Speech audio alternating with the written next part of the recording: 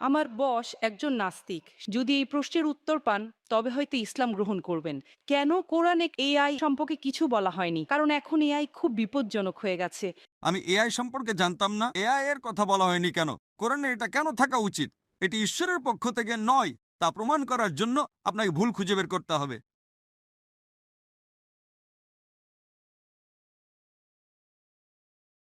আমার বস একজন নাস্তিক, সে কোনো ধর্ম মানে না, কিন্তু তিনি কিছু প্রশ্নগুলো আমাকে করেছেন। তিনি বলেছেন যদি এই প্রশ্নের উত্তর পান, তবে হয়তো ইসলাম গ্রহণ করবেন। আমার বস বলেছেন কেন কোরআনে কৃত্রিম বুদ্ধিমত্তা, এআই এবং কম্পিউটার প্রযুক্তি সম্পর্কে কিছু বলা হয়নি?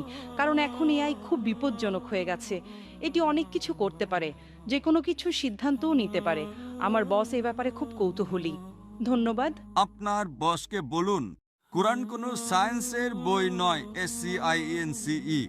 যদি কোরআন সায়েন্সের বই হতো তবে এটি বিশালাকারের হতো।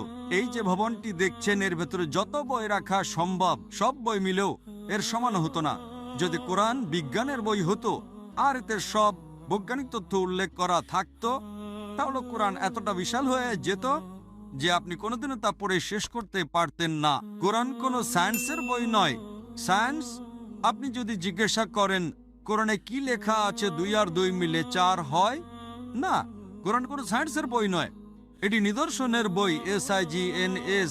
তাই আমাদের দেখতে হবে কোরআনে যা কিছু বলা হয়েছে তা যেন ভুল না হয়।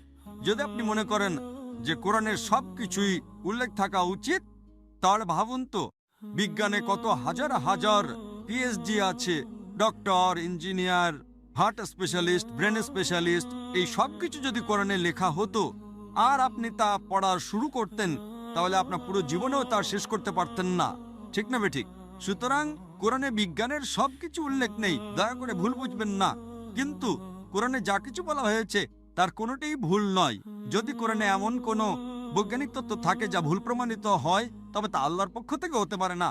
আর যদি কোরআনে এমন কিছু বলা হয় যা বিজ্ঞান অনেক পরে, 200 বা 400 বছর পরে আবিষ্কার করেছে, তাহলে সেটাই মুজিজা। তাহলে প্রশ্ন হলো কোরআনে এআই এর কথা বলা হয়নি কেন?